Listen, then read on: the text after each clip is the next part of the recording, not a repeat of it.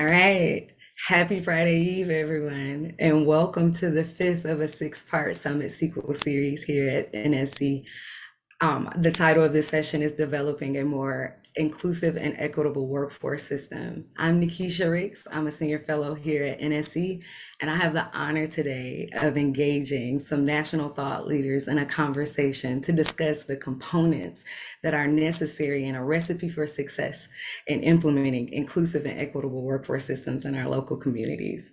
Before handing it over to our panelists to introduce themselves and share a little bit about their organization, I do want to bring attention to our chat feature that's being monitored by my awesome colleague, Roderick, who will share links that are mentioned today and also monitor any questions that are coming from the audience. So with that being said, I'd like to hand it over to Brandee Davis to first introduce herself. Good morning, and thanks for having me, Nakeisha. I'm Brandee Davis. I am the Economic and Financial Mobility Director for United Way of Greater Nashville. I was the former Director of WIOA programs for the Greater Memphis Local Workforce Development Board and a former participant of the SNAP Employment and Training Program. So I bring a keen passion and experience being on the participant side and now being a leader in the field. Thank you for having me. Thank you, Brandee. And I'll pass it over to Tracey to share. Nakeisha, thank you so much for having me today. I'm really excited about this conversation. My name is Tracey Carey. I'm the Executive Director at Midwest Urban Strategies. We are a consortium of urban workforce development boards from across the Midwest region who are really focused on innovating in the public workforce system. And I'm really excited to be here today and part of this conversation. And Michelle, if you can take a moment to introduce yourself. Good morning. My name is Michelle Wilson. I am the Director of Evaluation and Learning for the National Fund for Workforce Solutions, and I'm happy to be here with you today. Okay. And Sheridan, if you can take a moment to introduce yourself as well.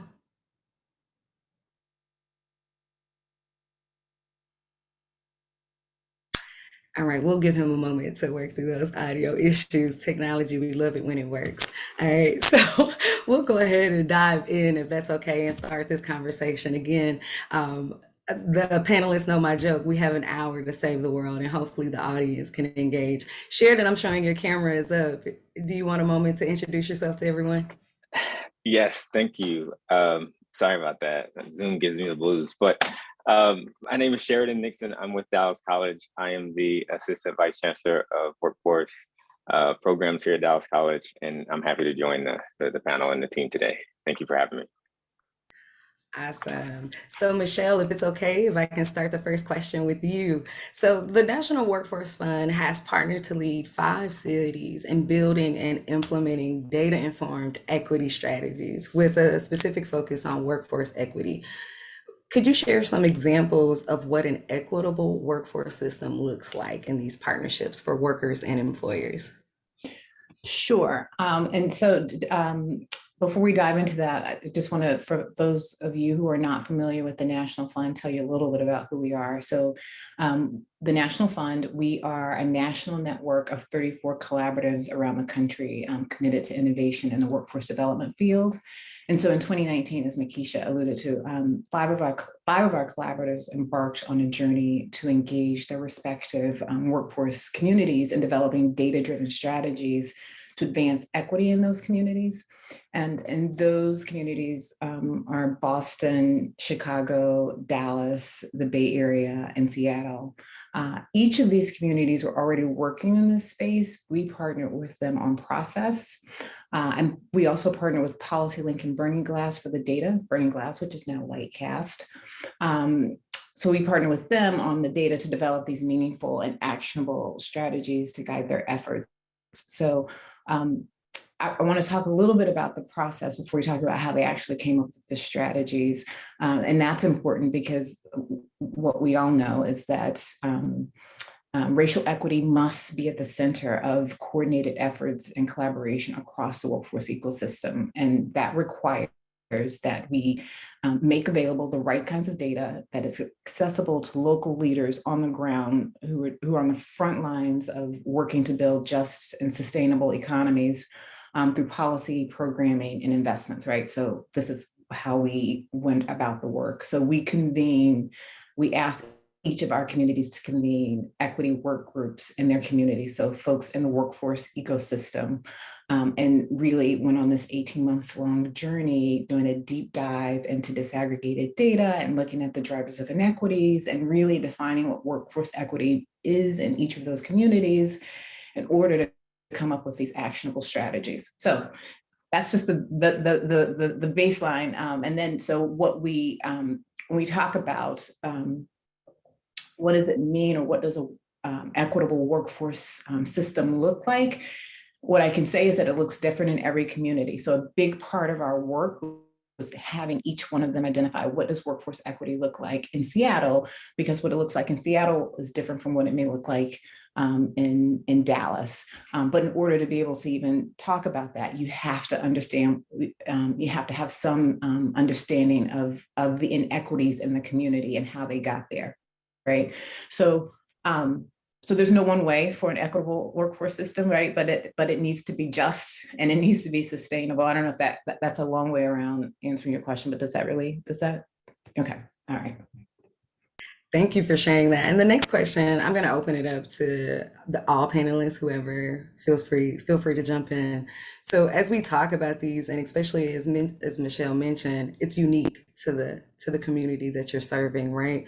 What type of partnerships are required or essential in even building or starting a conversation to build an equitable workforce system? And whoever wants to jump in, they're welcome to.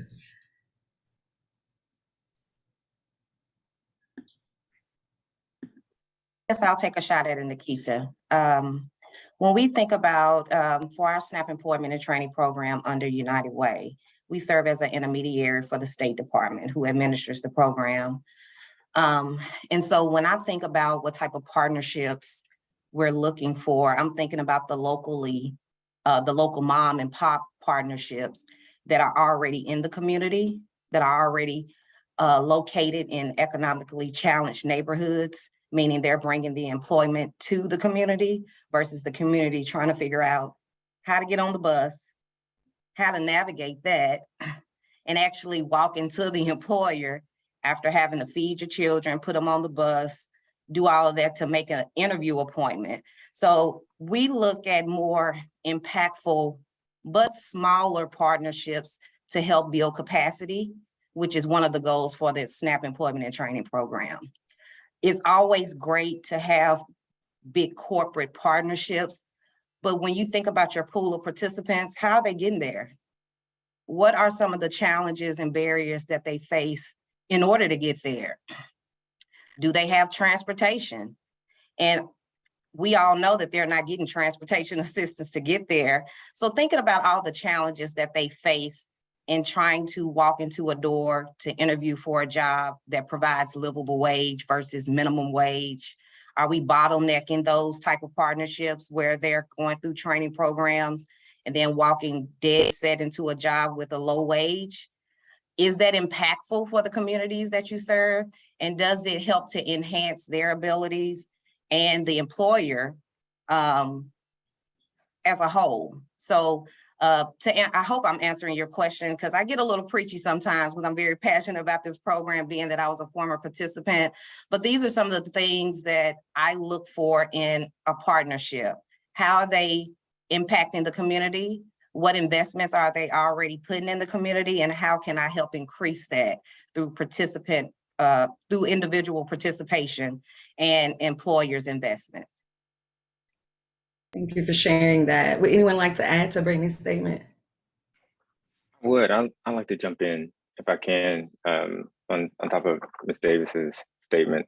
At Dallas College, as a community college, and how we look at partnerships and making sure that they're successful, one thing we do is want to make sure that they're complementary to what we do, and that's a big thing for us. We know that this is big work. It's important work, and we know that we can't do it by ourselves, and there's enough out there for everyone. And so being able to establish and build that network to be able to help support the work that we're trying to do. And we really want to try to focus on what we do best, and that's the education and training piece. And so if we can look to others within that network to be able to support students, for those insecurities that they may have, whether it's financial or it's a transportation or food or anything like that, to be able to help support our students wherever they are, to meet them where they are, to help them be successful. And so those are some of the things that we look at when we're looking at partnerships and making sure that workforce system is successful, and our students are meeting their goals and getting what they need, and employers are doing that as well. And so being able to create those win-wins are very important when we're looking at partnerships. Nakeisha, if I can add just one more thing, I think to piggyback on what both Brandee and Sheridan said, I think one of the things that's most important to remember is that each local area really exists inside its own ecosystem. And so respecting that ecosystem and understanding what the components are that are necessary within that ecosystem is critical to establishing a well-organized and effective workforce system. And that requires partnerships that, again, everybody has said it here, really depends upon what that local area is focused on, who its people are, and where it sits within the country, within its state, within its place. So that ecosystem idea is critical, I think. And that was very true for our work with the Advancing Workforce Equity. The folks in each of the communities decided who came to the table, right? But the question was like, who needs to be here?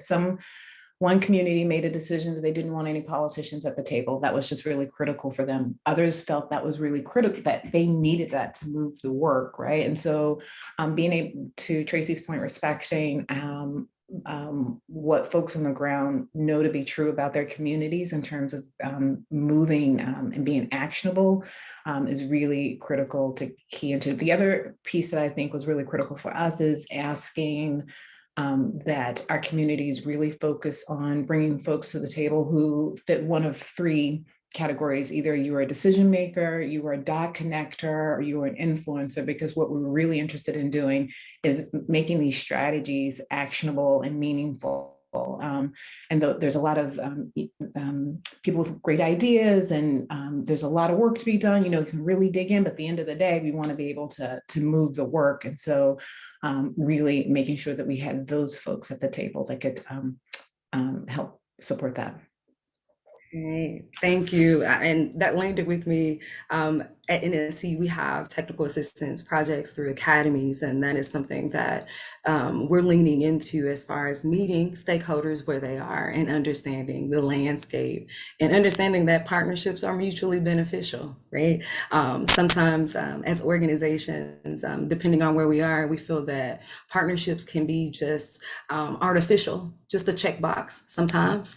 And so being super intentional and showing that this is a mutual relationship, and not only am I benefiting you, but you are benefiting me as an organization as well, is really important. And I thank you guys for highlighting that. Michelle, since we ended with you, I'd like to gear the next question towards you. As we were talking about stakeholders and having seats at the table for everyone, I want to just go ahead and lift up the importance of centering the worker's voice in those conversations to help design and implement holistic structures or strategies. How are you seeing cities collaborate with more effectively with businesses and community leaders to scale those career pathways? So that's a great question. I think when we talk about worker voice, I mean, it's something that we are talking about constantly at the National Fund, and what does it mean to have meaningful worker voice, right? And so a lot of times folks say we do focus groups and we do interviews, and those things are great, but then how do you take that information and move it into the arena where it matters, right? Like, it's not just doing focus groups for the sake of focus groups, but really using that information. So I just want to do a shout out to one of our partners. This was in Detroit. They actually did a whole guide on incorporating worker voice into strategic planning, right? That was part of our innovation fund work, and happy to share that with you as well too. But I think what we are seeing in our communities, it varies again based on the communities, right? So for instance, in Seattle, their focus is really on leveraging resources in the existing systems, and then really deliberately identifying priority areas for skilled workforces, workforce in demand. And once the skilled workforce demand is identified, is like building training programs designed to meet that demand. But on top of that, removing barriers to worker participation, which is really critical, right? That means creating on-ramps and integrating education and training that's hands-on paid experiences, such as apprenticeships, wraparound supports, and to pathways that are responsive to the particular circumstances and needs that are both employers and workers, particularly workers of color. And also working with funders to expand investments in existing pre-apprenticeships and apprenticeships program with culturally competent organizations, right? So that's really key. The Bay Area was really focused on workforce training programs that empower workers, right? So that's also looking for ways to incorporate workers' rights into what's happening into to the workforce arena, which is really critical too. So it's very so it's a continuum of but being responsive to what's needed on the ground. Thank you for sharing that, Michelle. And if I can just recap of what I took away from that conversation for our audience is one, the system is forever changing. Change is the only thing constant, and the needs of yesterday may not be the needs of tomorrow. So ensuring that you have that relationship on the ground with the workers to understand it as we design these programs and structures are bringing the most impact. Because sometimes as in our space, we're at a 30,000 foot level, and by the time we hear of barriers or concerns and challenges in communities, those were yesterday's problems, and the problems are different today for those. So thank you, Michelle, for highlighting the importance of centering that worker's voice to make sure that we get it right and we're designing things that they actually need. Sheridan, I want to lean on you as a post-secondary partner. During the pandemic, we've seen a spotlight on the need to shift our workforce education partners, our curriculum to meet industry needs, but then also shift the way that we were providing skills trainings to residents as their family responsibilities changed, right? The struggles and the challenges, financial challenges changed in those family dynamics. Can you share how the Dallas Parent Promise Program and Work Ready You are addressing these needs for employers and adult learners? Sure. Yes, that's a really good question, because the pandemic did shine a really light on something that was already there, but it really magnified that. And so some of the work that we've been leading, and I'm glad you mentioned Dallas Parent Promise Program and Work Ready You, because those are on two opposite ends of our spectrum as far as private funding through our Parent Promise program for our parents, and then many public dollars, involved with our Work Ready You program. And so one of the big thing that we do in our workforce programs here at Dallas at the college is first try to eliminate the cost for programs for students to be able to participate in. And so we know that's always a big barrier in preventing our learners from getting involved and participating in those programs.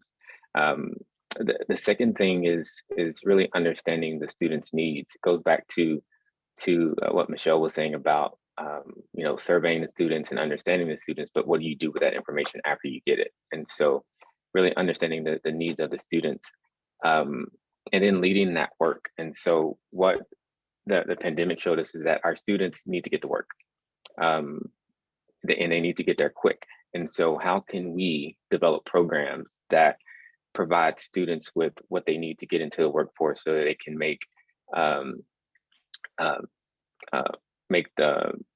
pay the bills and take care of things at home? And so what we've done is really let this work here in the state of Texas with our True Pathway work. And that is implementing industry recognized credentials within our pathways here at Dallas College. And so being able to integrate that into the work that we're doing, so that we're embedding those credentials and then they can be stackable. So, if students want to come in and get to work, they can earn a credential in less than 6 months, and then they can apply that and go out to the workforce and begin their career path, knowing that they can always come back to Dallas College to be able to build on what they started, and they're not losing any credit, or they don't, not wasting their time. And that can lead to an associate's degree or a level 1 certificate or associate degree, and then transfer if that's something they want to do. And so a part of that in looking at that work is equity too, looking at how equity plays in that role in helping our students, gain that social capital and what they need to be successful. So the work that we do on the ground is we have a labor market intelligence center here at Dallas College, and being able to understand what the labor market is saying, and making sure that we're not putting our students in bad jobs. And so we're looking at job quality when we look at the programs that we're developing as well. And so making sure and doing that groundwork for our learners, for our students, so that they're not put into a bad situation. And then reaching out to employers at the same time, and letting them know about the rigor and what our students are going through, so that we're advocating and providing opportunities for them once they complete. And so doing all this work has been great for us, and really digging into changing how we do things, and really embedding those true pathways in everything we do across the college. Thank you for sharing that, Sheridan. And before turning it over and asking Tracey and Brandee some questions, would you mind, just as a community college leader, we sometimes hear the dynamics of the language barriers or coming to common ground with employers, but you as a post-secondary leader, how are you seeing or leading those conversations with employers around advancement and equitable work?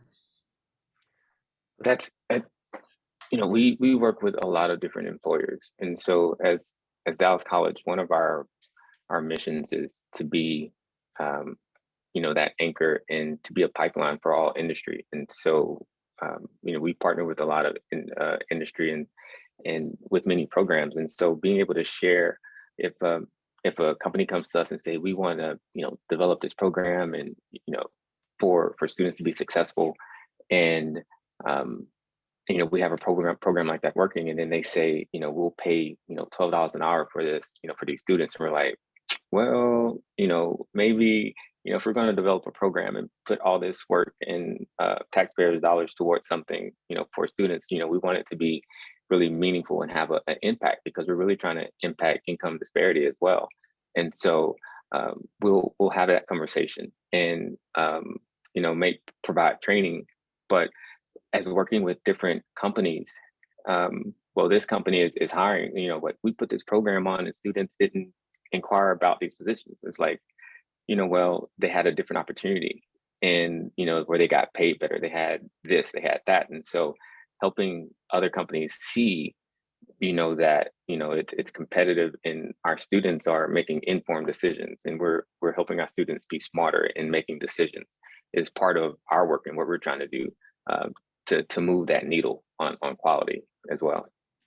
Thank you. And that highlights what Michelle was saying earlier around empowering workers, right, to have those decisions. And it brings light to just some other challenges within employers. Michelle, I see you unmuted. Did you want to add anything? Well, yeah, I just think because what Sheridan's saying is so critical, because what we know to be true is that when you talk about occupational segregation, it crowds workers of color in the lower end. And so the strategy that Sheridan is employing at Dallas Community College really gets at that, right? Which is fantastic to hear.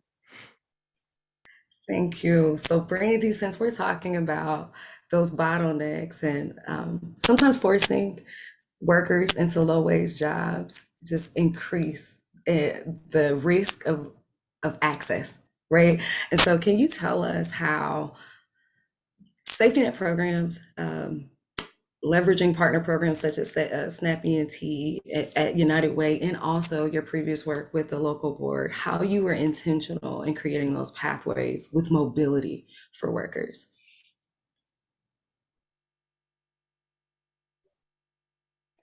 Well, one of our key roles as an intermediary, I would say, we all understand, is to support growth, not only for the organization, but assisting with the foundational programs that change the behaviors of the potential employee or employment pool.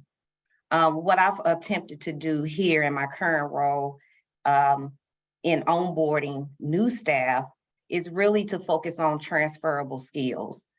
Individuals that may have a skill set that fits my need, but may not know or understand programming.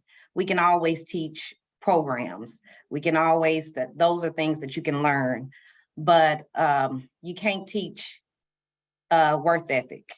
You can't teach some of the skills that we need in order to have to hold retention with employees or staff that you hire. So I like to be hands-on in the work that I do and really affect change by making a difference myself. So when we think about what our expectations are for employers and what we would like for them, what we would like to see, I try to employ that characteristic myself as I'm hiring on individuals. I hope that answers your question.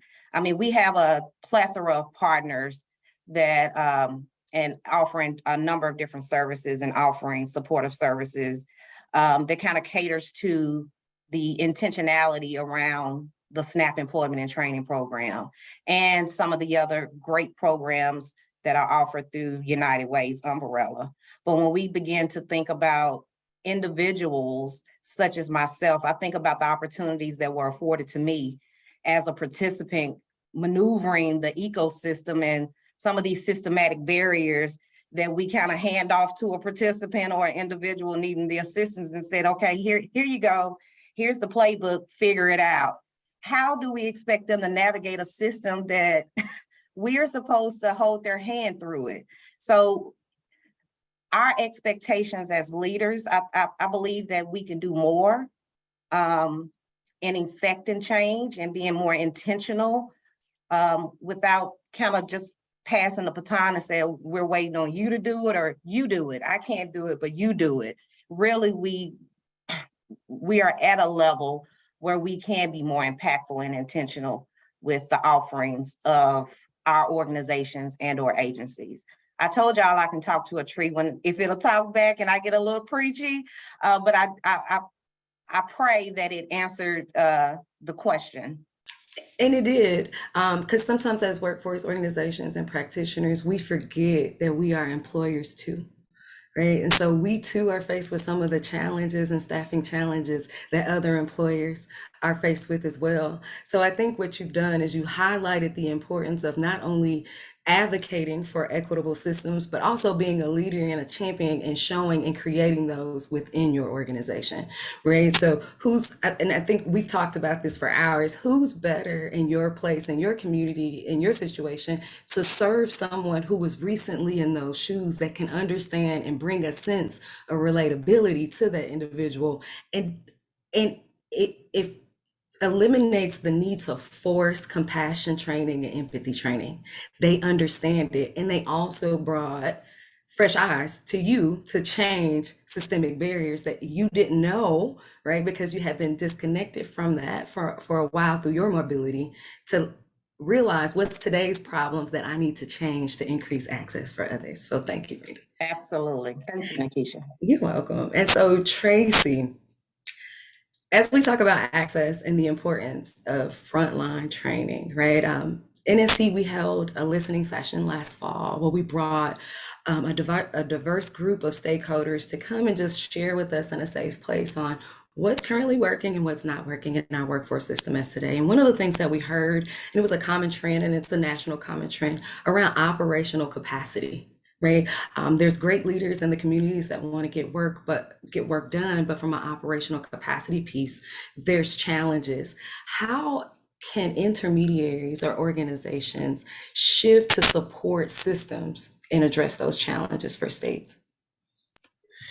That's a big question. And so I think, from the Midwest Urban Strategies position where we sit, for me as an intermediary, and Association of Workforce Development Boards, which are the public workforce system component of the workforce development system. That's the space that I can speak from in this chair. And I think one of the most important things that we can do is organize, right? So I think that making sure that we're creating a table that people can come to and be engaged in that conversation. One of the key things that we've done to begin to set that table is to focus on how we develop, and this goes back to some of what Brandee was talking about and what you were reflecting on as well, how to develop the pipeline within our own industry, right? So that we start to create some operational efficiencies by investing in our own talent, by looking at the folks who are working in our systems and asking the question, what do you need in order to better serve the folks that we're serving? And how do we bring those supports to you in a way that helps you grow and want to stick around? Most of us who work in this space got here accidentally. We didn't, we weren't 4-year-olds saying, I want to be a doctor someday, right? So we sort of got here because we have a passion for certain things, and we just kind of ended up in a chair. How do we take that passion and really catalyze that into action? And I think Michelle spoke about this a little bit, the importance of really bottling that in a way that allows us to be intentional in how we apply it. And so, for example, when I think about the Cleveland board, they have done some really innovative work with their young people, where they have created a space for young people to help employers understand what young people are looking for. And in this economy, young people are going to have more like voice, right? That's part of that Gen Z thing, right? They're going to have voice. They're going to have agency. That is just like who they are. And anybody who has a kid in that age range, that's me, you know it. So, they created the space for these young people, and the young people were engaged in developing and setting up what the questions were. They asked the questions. They were engaged in reporting out to the community about that. Those are the sort of places where we're building that pipeline for ourselves. We're cultivating those leaders, and we're creating the opportunity to really develop that operational efficiency that we need down the line. So there isn't an immediate solution. I think we've got to be proactive and like patch the holes as we go, and plan for the long-term future, and be transformational, not just tactical. I think we get stuck in tactics, and we need to remember to be transformational. That was a good statement. Transformation. It's Nakeisha, if magic. I may jump Yeah. in, I Go love ahead. what Tracey just said. And I think I say this to my team all the time here at United Way and previously. It's key. Are we focused more on performance?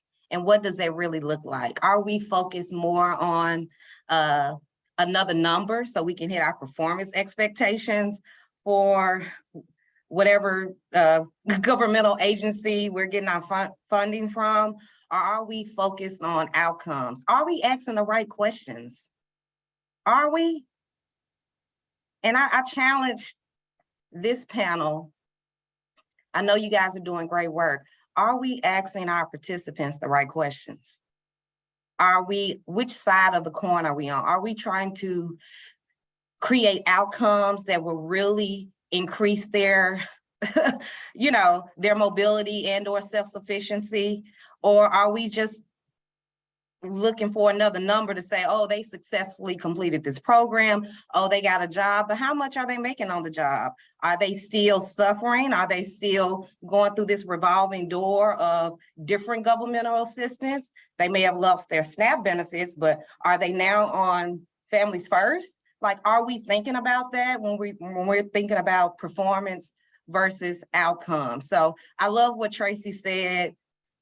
And this is something that I'm shouting to my team now. We're worried about the wrong things. Everybody is worried about hitting this performance expectation, hitting their numbers, so it looks great on paper. But how impactful was the person's experience while going through this program?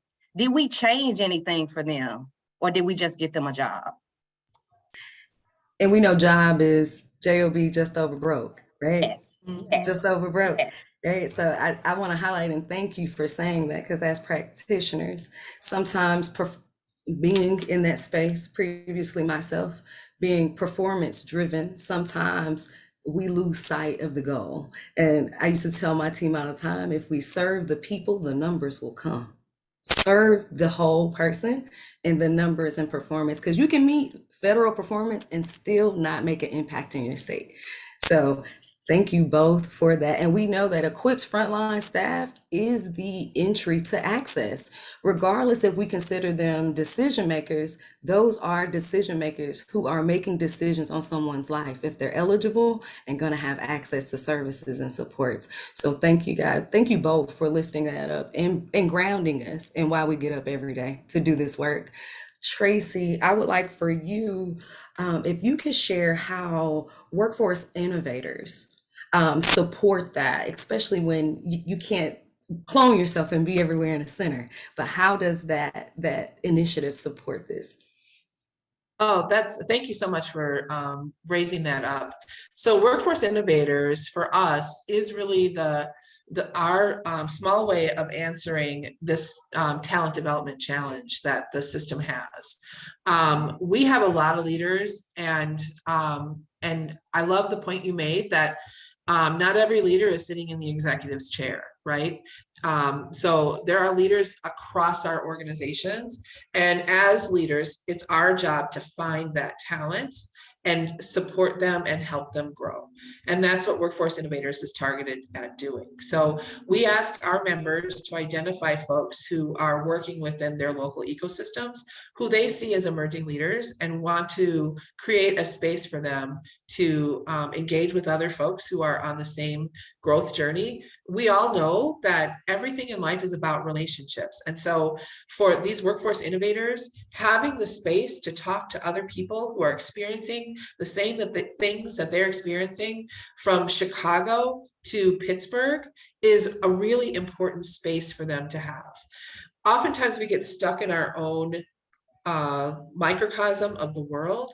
And so what Workforce Innovators has done is created that table that I talked about earlier that brings folks together in a very intentional way to look at the challenges of equity and inclusion within the public workforce system, and asks them to lift up solutions that they're seeing in their local communities, and to lift up the solutions that they're not seeing in their local communities, so that we can begin to address both those structural barriers as well as those social barriers that are getting in the way of folks' ability to be able to move to where they need to or want to get in their own lives. The frontline staff who are in our job centers, the frontline staff who are serving our youth at the youth serving agencies, et cetera, those are the people who are making the impact and helping people make decisions about where they're going next. And they need to know how critical they are in the work that's being done.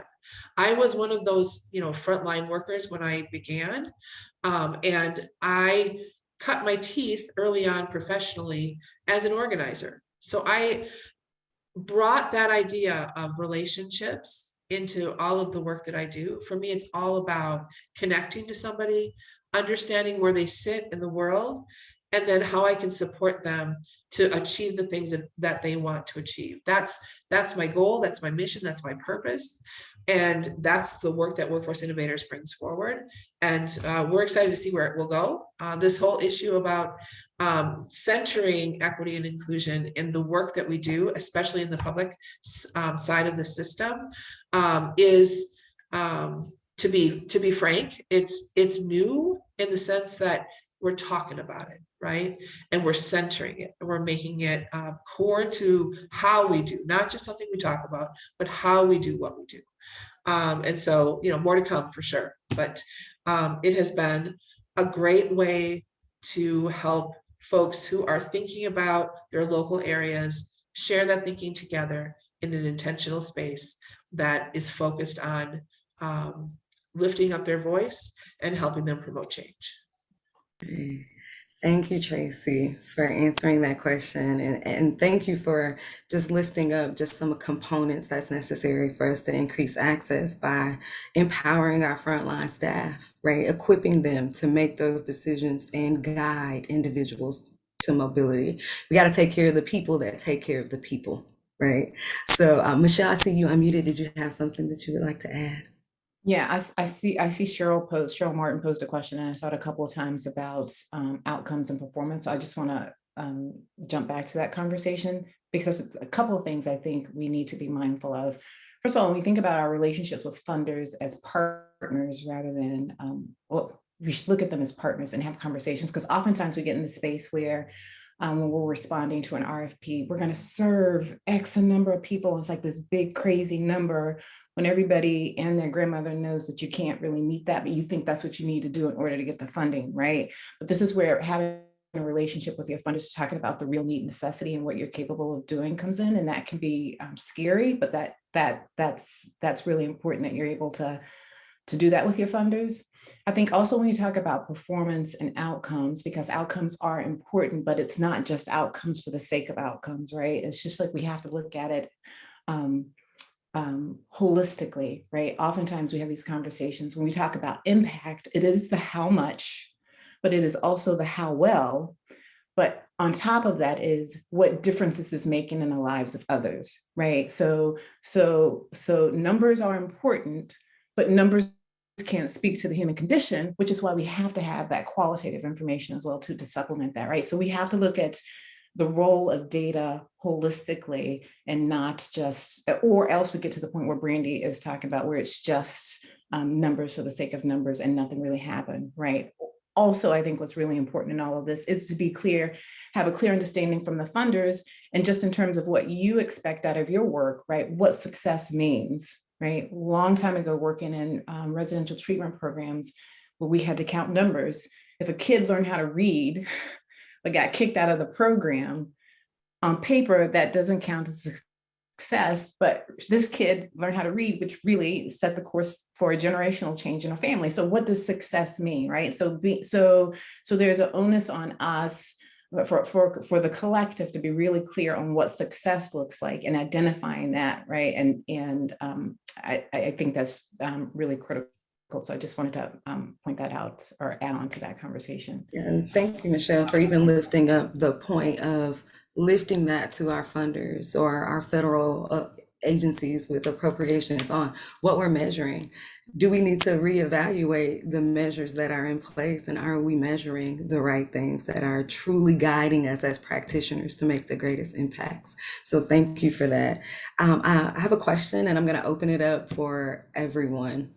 And we're talking about workforce partnerships and the different levels of partnerships within communities. But how are we seeing workforce partnerships can also help employers diversify talent pools and ensure that there's community-based pathways to employment in companies? How can intentional workforce systems designed with the whole family in mind help bring more workers of color into talent pipelines? And if you have any specific examples, I encourage you to lift those as well. So I'm going to jump in and say this is where deeply disaggregated data comes into play, right? Oftentimes when you're looking at data, and this is something that we experience in our Advancing Workforce Equity initiative, sometimes you have just like a base layer of data and it's disaggregated and you're like, oh, okay, this particular group is doing really well. But if you go a step below that and you start looking at data by ancestry and country of origin, you see that it's not the same across all populations, right? So being able to clearly say, this is the community, or this is the population that's suffering in this particular space, what are the drivers of those inequities? And then you now have the information to say, okay, if this is the problem and this is who it's impacting, here are the solutions that we can offer to this, right? And so I think this is why we speak so passionately at the National Fund about disaggregated data, is because you have to be able to tell the story in order to come up with a solution, right? Like, what's the story?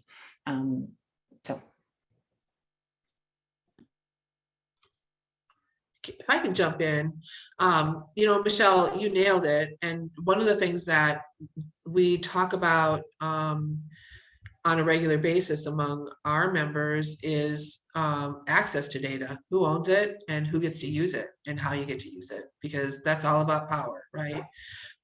So we can't tell a comprehensive story if we can't pull our data out. And for the public system, unfortunately, that is far too often the case. So we have to look at alternative sources of data. So that's just real.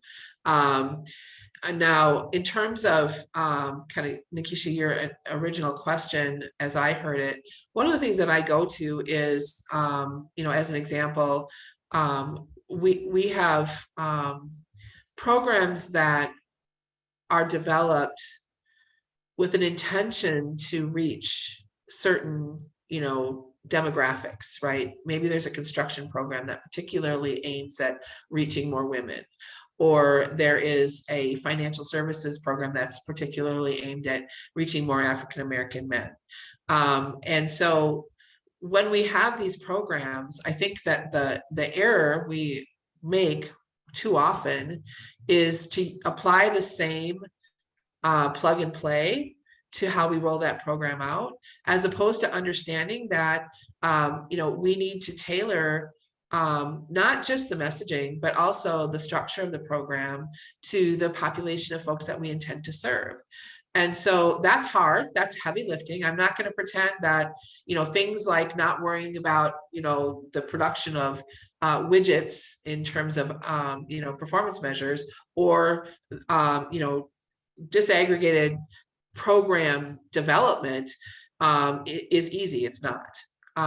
But it is what we need to do if we're going to do this effectively and really have the impact that we want to have on individuals. And so I think about a program that it has evolved in the Columbus region that's focused on women and helping women to advance in their own careers, especially after COVID. Women have decided to sit on the sidelines. And so there's some special funding that's been set aside through the Cleveland board to organize women and begin to really have some intentional conversations around what are you looking for? What does it take to help? What will it take to help you put on the skills and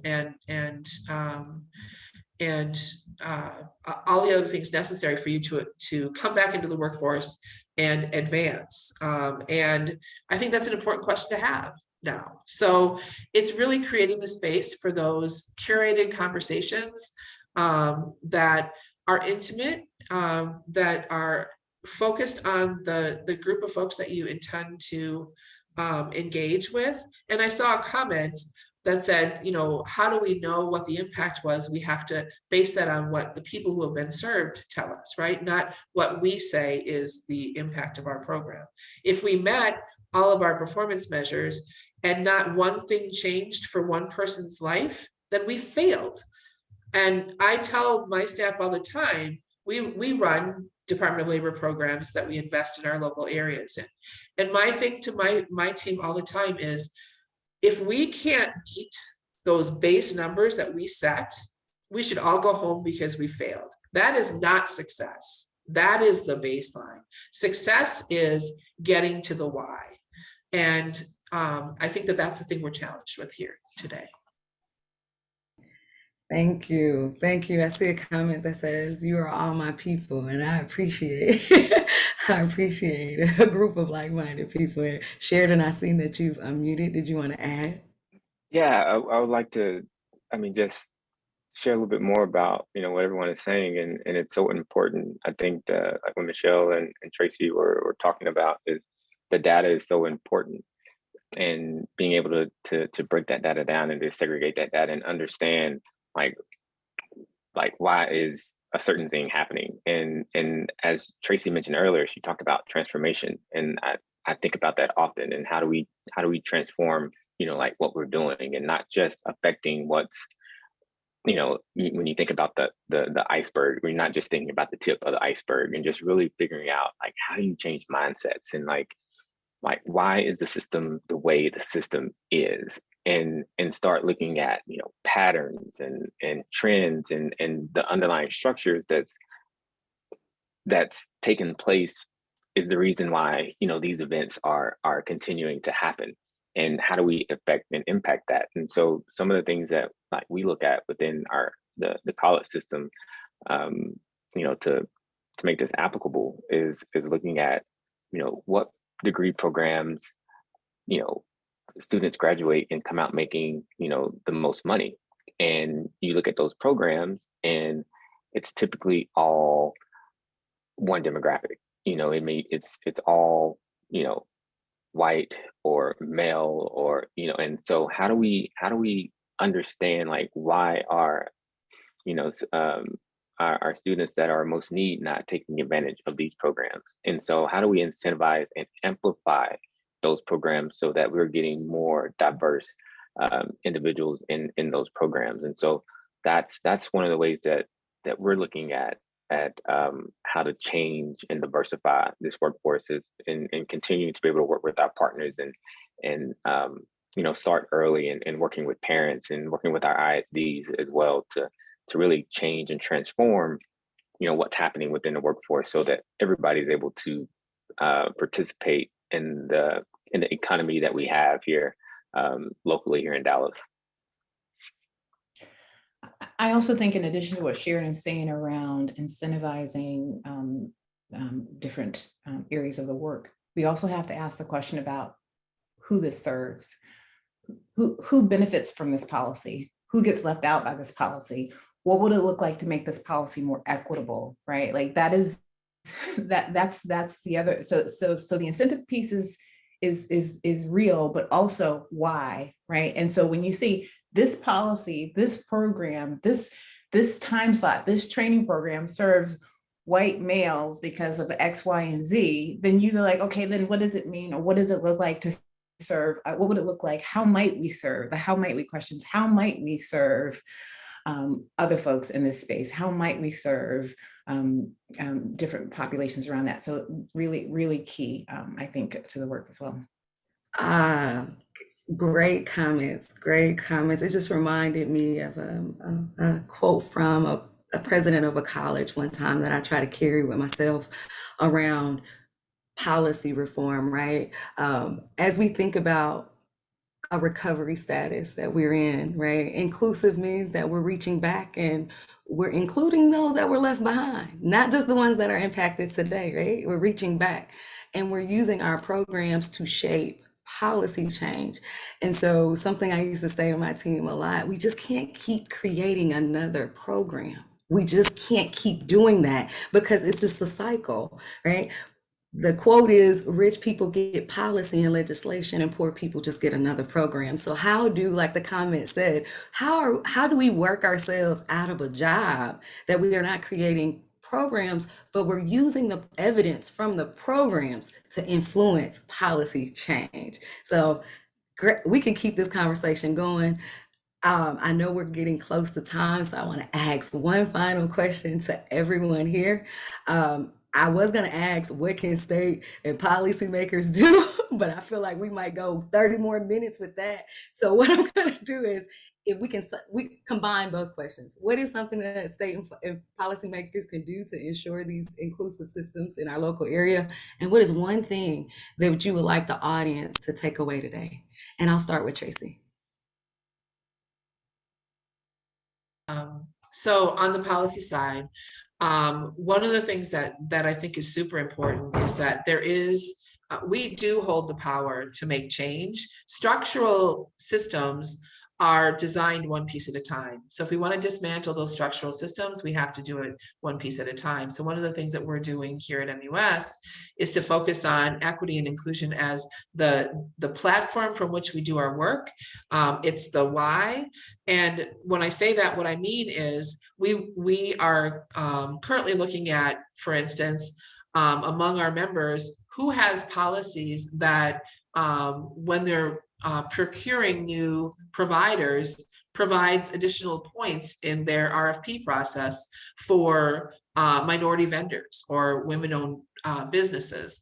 How are we upending our own system in a way that helps to change the local dynamics and who gets access and who doesn't get access, because that's where the power lives. So, and one takeaway is that it's on us. It's up to us to do it. Thank you. I'll pass it over to Brandee. One thing I always say to my team is, don't tell me how it can't work. I mean, we have policy and systematic barriers that stop us from trying to be intentional and innovative, but let's figure out a way to make it work.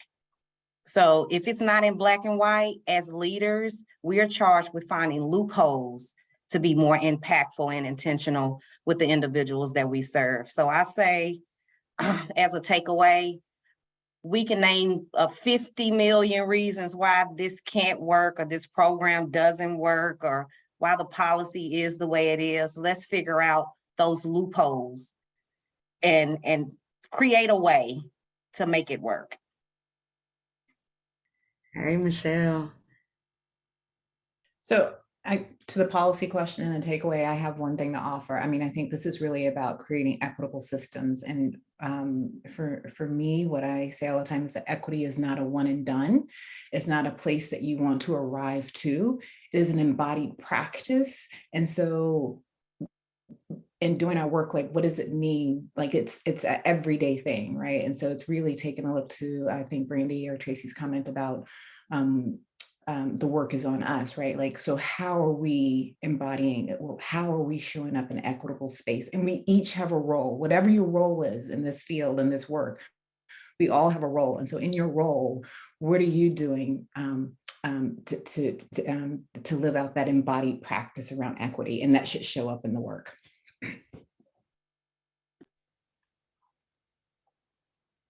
So I'll jump in and say that the big takeaway for me that I want people to walk away with is lean into what you do best. Focus on what you do best. And so if policy isn't your thing or your niche, or that's not something that you focus on and deal with, establish your network, build your network, strengthen your network, because there's people out there that's willing to support you, to help you with policy. And so lean into what you do best and make sure you strengthen your network and move and continue to move the work forward. And so lean into what you do best. Well, we are wrapping up this summit sequel, and this conversation has energized me. I want to first thank you, Tracey. Thank you, Brandee. Thank you, Sheridan. Thank you, Michelle, for participating in this conversation, for energizing our audience, and also grounding me, right? Reminding me of why I get up every day with this first thing on my mind, right? Even on Saturdays and Sundays, but we won't tell everybody that. So I want to thank you guys for this conversation. And then I also want to thank the audience. Thank you for the engagement in the chat. Thank you for the questions. Thank you for the quotes that we can take away. I also want to invite you to continue the conversation with NSC. We have a skills summit May 1st through the 3rd. It's being held in DC. But until then, we're hoping that you can join us August 9th for the last part of our summit sequel that's going to be hosted by my amazing colleague Amanda, with the title of From Theory to Reality: How Skills Advocates Are Advancing Digital Skills Policy. And with that, I'd like to wish everyone an amazing week, and also a reminder to leave from your seat. That's what I took away. Thank you.